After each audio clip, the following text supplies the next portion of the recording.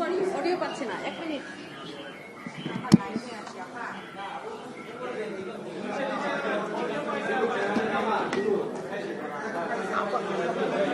বিসমিল্লাহির রহমানির রহিম। নাহমাদুহু ওয়া নুসাল্লি আলা রাসূলিহিল কারীম। মাননীয় সাংবাদিক বন্ধুগণ, আসসালামু আলাইকুম ওয়া রাহমাতুল্লাহ। আজকে 3টা বিষয়ের উপরে আলোচনার সাবজেক্ট নির্ধারণ করা হয়েছে। প্রথম সেটা হচ্ছে দ্বিকক্ষ বিশিষ্ট পার্লামেন্ট, যেটা বাংলাদেশের জন্য নতুনভাবে ইন্ট্রোডিউস করার প্রস্তাব হচ্ছে। তবে পৃথিবীতে এটা নতুন নয়, বহু দেশে এই দ্বিকক্ষ বিশিষ্ট পার্লামেন্ট আছে চেক অ্যান্ড ব্যালেন্স করার জন্য। আজকে আলোচনায় কিছু সংখ্যক দল ছাড়া সকলেই আমরা একমত হয়েছি যে দ্বিকক্ষ পার্লামেন্ট আমরা চাই। মূলত দ্বিকক্ষ পার্লামেন্ট চাই না এরকম বোধহয় 1টি বা 2টি দল বলেছেন, আর সকলেই দ্বিকক্ষ বিশিষ্ট পার্লামেন্টের পক্ষে। কিছুটা ডিফারেন্স হচ্ছে এটা ফরমেশন বিষয়, কিভাবে এটা ফর্ম হবে এবং এটার ফাংশন কি হবে সেই নিয়ে। এটা কমিশনের প্রস্তাব হচ্ছে পিআর পদ্ধতি, পিআর বাই ভোটার্স, ভোটারদের পিআর সিস্টেমে এটা হবে, এটা কমিশনের প্রস্তাব। এবং 2/3 মেজরিটি বা তার চেয়ে আর একটু বেশি সংখ্যক প্রতিনিধিরা দলের পিআর সিস্টেমের ব্যাপারে আমরা একমত হয়েছি। বিএনপি এবং তার সাথে আরো কিছু দল, যেটা লেস দেন 1/3 যেটা আমি বলেছি। এবং আমাদের এই সংখ্যাটা কমিশনের যিনি এখন ভাইস প্রেসিডেন্ট এবং মিটিংয়ের সভাপতি, তার দেওয়া তথ্য অনুসারে। তো এটা আমরা মোর দেন 2/3 পক্ষে আসি। আর ফাংশনিং এর ব্যাপারে 2-3টা প্রস্তাব আসছে। একটা হচ্ছে সংবিধান পরিবর্তনে তাদের একটা ভূমিকা থাকবে। কেউ বলছে সিম্পল মেজরিটির মাধ্যমে, কেউ বলছে 2/3 মেজরিটি সেখানেও পাশ করতে হবে। আর 2 নম্বর হচ্ছে সেখানে কেউ কেউ প্রস্তাব করেছেন অর্থ বিলটাও সেখানে যেতে হবে। তবে অর্থ বিলের বিষয়ে তাদের একমত বা দ্বিমত হওয়ার বিষয়টি থাকবে না। তারা অবজারভেশন দিতে পারবে, সাজেশন দিতে পারবে। সেটা লোয়ার হাউস ইচ্ছে করলে অ্যাকসেপ্ট করবে, ইচ্ছে করলে অ্যাকসেপ্ট করতে নাও পারে। এবং লোয়ার হাউসে বিলটা পাস হবে, কিন্তু for consideration, information and advice এটাও উপরে পাঠানোর প্রয়োজনীয়তা অনেকে বলেছেন। এই ক্ষেত্রে কেউ কেউটাও বলেছেন যে আইন প্রণয়নের ক্ষেত্রেও আপার হাউসের একটা ভূমিকা থাকতে হবে। এরকম একটি পর্যায়ে এটা কনক্লুড করা হয়েছে এইভাবে যে কমিশন সব শুনেছে, বক্তব্য রেখেছে এবং কমিশন বলেছেন আমরা এটা শুনেই কমিশনেই একটা সিদ্ধান্ত এখানে চূড়ান্ত করবেন। এবং সেটা আমরা আশা করি রোববারেই কমিশন একটা ফাইনাল সিদ্ধান্ত আকারে পেশ করবেন। এটার আলোচনা আকারে পেশ হবে না, considering the opinion, number of the opinions. So এটা বলা যায় এক ধরনের কনক্লুশন হয়েছে এইভাবে যে more than 2/3 in favour of PR system. এবং আমরা আশা করছি এটা রোববার আমরা একটা ফাইনাল ডিসিশন পাবো ফ্রম দি কমিশন। 2 নম্বর সেটা হচ্ছে আমরা আলোচনা করেছি সংবিধান সংশোধনী বিষয়টি আজকে আলোচনা হচ্ছে। কারণ প্রত্যেকটা সাবজেক্টে আজকে গুরুত্বপূর্ণ। সংবিধান সংশোধনের ব্যাপারে আমাদের যে এক্সিস্টিং কনস্টিটিউশন আছে সেটা হচ্ছে 2/3 মেজরিটি হইতে হবে কমপক্ষে সংবিধান সংশোধনের জন্য। আগে গণভোটের কথা ছিল, মাঝখানে গণভোটের ইস্যুটা আওয়ামী লীগ এসে নাকচ করে দিয়েছে। তো এই জন্য প্রস্তাব হচ্ছে ফ্রম দি কমিশন যে লোয়ার হাউসে মিনিমাম 2/3 মাধ্যমে পাশ হবে, প্লাস জরুরি কতিপয় মৌলিক বিষয়ে আবার গণভোট করতে হবে। এই পোর্শনের সাথে আমরা পরিপূর্ণভাবে একমত। এখন আসছে আপার হাউস, যেটা এক্সিস্ট এখনো করছে না, করবে। যদি আপার হাউস এখানে ডিসিশন হয়ে যায় তাহলে আমরা বলেছি এখানেও 2/3 সমর্থনটি এখানে হলে ভালো হয়, এবং তারপরে আবার মৌলিক বিষয়ে সব বিষয় না, যেমন আজকে বলেছে দাড়ি কমা সেমিকোলন চেঞ্জ করতে হলে গণভোট লাগবে না, কিন্তু যদি মৌলিক বিষয় হয় তাহলে আবার গণভোটে যেতে হবে।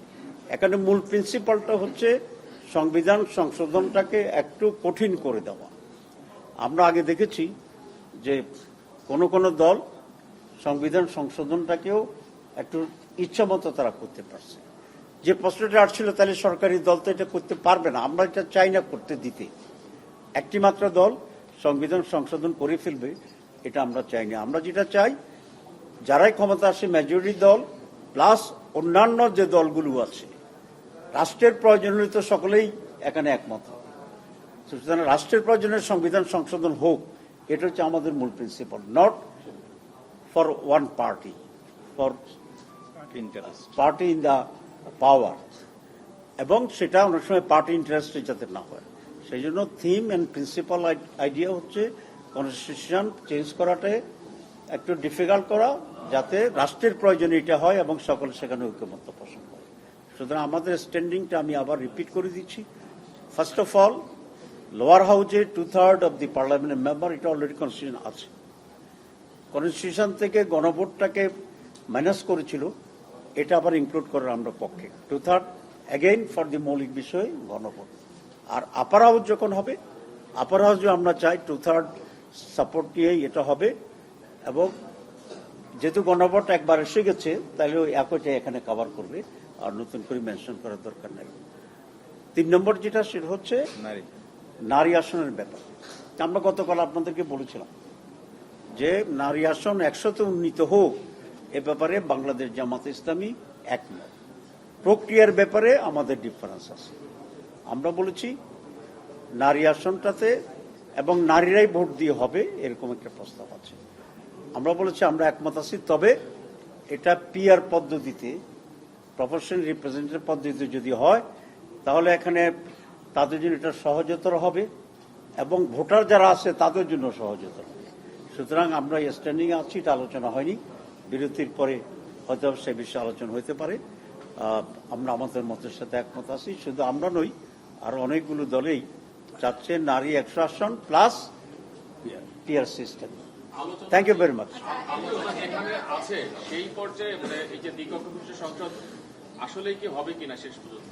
আমরা তো মনে করি আজকের ওপিনিয়নে তো এটা মনে হয়েছে যে এটা হবে।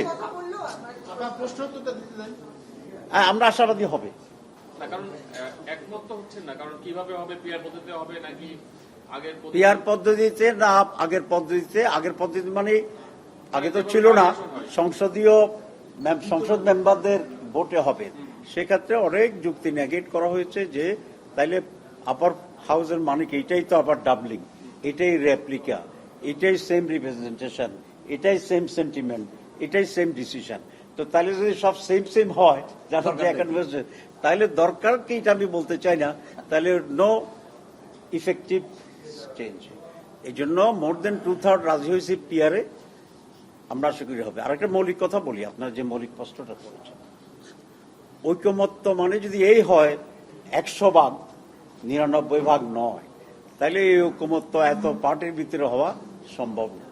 সারা ওয়ার্ল্ডে অ্যাকসেপ্টেড ডিসিশনের ক্ষেত্রে হচ্ছে মেজরিটি, আর কোন কোন ক্ষেত্রে হচ্ছে 2/3। এর উপরে কোন সারা দুনিয়ায় কোন বিষয়ে, ইভেন এই কনস্টিটিউশন ছাড়া সহ 2-1টি দেশে কনস্টিটিউশনে 3/4 আছে, but most of the country's 2/3। তো এর চেয়ে কোনো বিকল্প রাস্তা নাই। আমি আশা করি কমিশন যদি 100% ঐক্যমত্যে কাউকে করতে না পারেন, কেউ তো ইন্টেনশনালিও হবে না, কারণ আমি চাই না, তা আমি এক হবো কেন, যত যুক্তি থাকুক, ঠিক আছে। সেক্ষেত্রে আমি মনে করি ওয়ার্ল্ড যে স্ট্যান্ডার্ড আছে for taking decision, they have to follow it, তারা এটাকে ফলো করবেন। তো না হলে তার কিছু হইল না।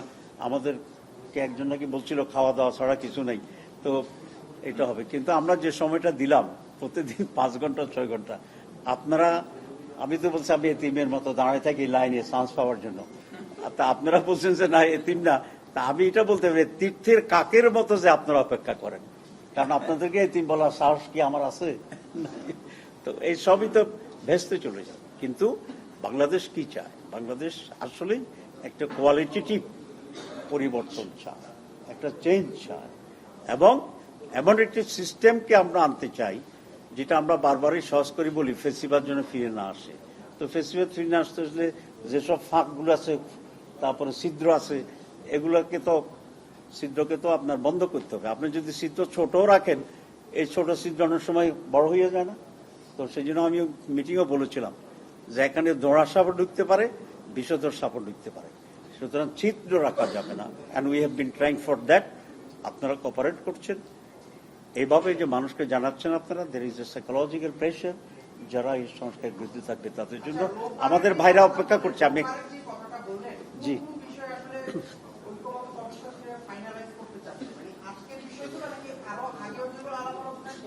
আগে যেগুলা ডিসিশনের এখনো ফাইনাল হয়নি, আমরা তো অনেকগুলা সেমিফাইনাল খেলা হয়ে গেছে, ফাইনালের খেলাটা বাকি আছে, এরকম অনেক সাবজেক্ট ইম্পর্টেন্ট আছে, সেগুলো আরেকবার আলোচনা হবে।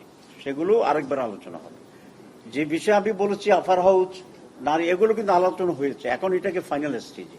তো আজকে যে ডিসিশনটা হয়েছে যে দ্বিকক্ষ বিশিষ্ট পার্লামেন্টের পিআর অর পিআর নয়, এরকম আলোচনাটি চলে রোববার সিদ্ধান্ত হয়েছে এই ব্যাপারে চূড়ান্ত রায় দেবে। আর বাকিগুলো যদি এরকম আস্তে আস্তে এইভাবে থাকতে থাকে, commission will take some decision. Thank you very much. যে 2/3 রাজি হয়েছে, ওই 2/3 কত শতাংশ ভোট আছে? জি, আপনি বলছেন যে 2/3 দল এখানে রাজি হয়েছে, ওই 2/3 কত শতাংশ ভোট আছে? আচ্ছা,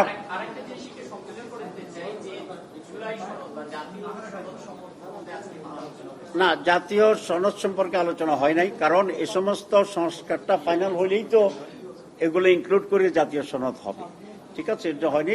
ভাই যেটা বলেছেন কত পার্সেন্ট, আচ্ছা কত পার্সেন্টটা তো একজাক্টলি বলা ইজি না, কারণ এটা তো কোনো রেকর্ড আগে হয়নি। তবে এটা আমি নির্দ্বিধায় বলতে পারি, ইট ইজ মোর দেন 50% অফ দি টোটাল পপুলেশন। আমি একটু শর্ট ওইটা না, বিষয় হচ্ছে যে কোন দল বলছে তারা বেশি মানুষকে রিপ্রেজেন্ট করে, আবার এখানে অনেক দল আছে যে আপনার খুব বেশি মানে খুব বেশি মানুষকে রিপ্রেজেন্ট করে না। সেই ক্ষেত্রে দলের সংখ্যা মানে গুরুত্বপূর্ণ নাকি মানুষের কোন দল রিপ্রেজেন্ট করে সেটা গুরুত্বপূর্ণ? না, আমি দুটাকেই ইকুয়ালি গুরুত্বপূর্ণ মনে করি। প্রথম গুরুত্বপূর্ণ, যেহেতু সকল যাদেরকে দাওয়াত দেওয়া হয়েছে তারা এখানে একটা স্টেকস, দাওয়াত ঠিক মতো হয়েছে কিনা, বড় ছোট বেশি হয়েছে কিনা এই আলোচনা আমরা পরে করবো, কিন্তু যেহেতু দাওয়াত দেওয়া হয়েছে এখানে প্রত্যেকটি দলেরই একটা স্টেক আছে, নাম্বার ওয়ান। আর নাম্বার টু, যারা এখানে প্রতিনিধিত্ব করছেন প্রত্যেকটি দল যেহেতু ইকুয়াল পাবলিককে রিপ্রেজেন্ট করে না, সেক্ষেত্রে এটা একটা কনসিডারেশনের বিষয়। তো দুটাকে যোগ করলে আমার কাছে যেটার প্রতিমান হয়েছে, মেজরিটি জনগণের প্রতিনিধিত্বমূলক যে দলগুলো আছে তার ভিতরে বেশি সংখ্যক দলেই পিআর পদ্ধতিকেই সাপোর্ট দিচ্ছে। শুধু এক লাইনে ব্যাখ্যা দিতে চাই, বাংলাদেশের ধরুন এখন যদি জনসমর্থনের দিক থেকে আপনি 5-6টা দলকে ধরেন, বিএনপিকে ধরেন, এনসিপিকে ধরেন, চরমনায় ফিরসাদদেরকে ধরেন, অন্য সকল ইসলামী দলগুলোকে ধরেন, এরপরে আমাদের ভিপি সাহেবকে যদি ধরেন, ভিপি নূরকে ধরেন, এর ভিতরে একটি দল ছাড়া আমরা সকলেই পিআর সিস্টেমের সাথে আছি। 32টার অ্যানালাইসিস আমি দিলাম না, আমরা পিআর এর পক্ষে আছি। চরমনাই পীর সাহেবেরা পিআর এর পক্ষে আছে, এনসিপি পিআর এর পক্ষে আছে, খেলাফত মজলিস পিআর এর পক্ষে আছে, ভিপি নূরের যে দল তারা পিআর এর পক্ষে আছে। আর বাকিগুলোর হিসাব আমি এত দিতে চাই না, কারণ আমার ক্লিয়ার ধারণা নাই। Thank you very much. আচ্ছা, আপনি হাতটা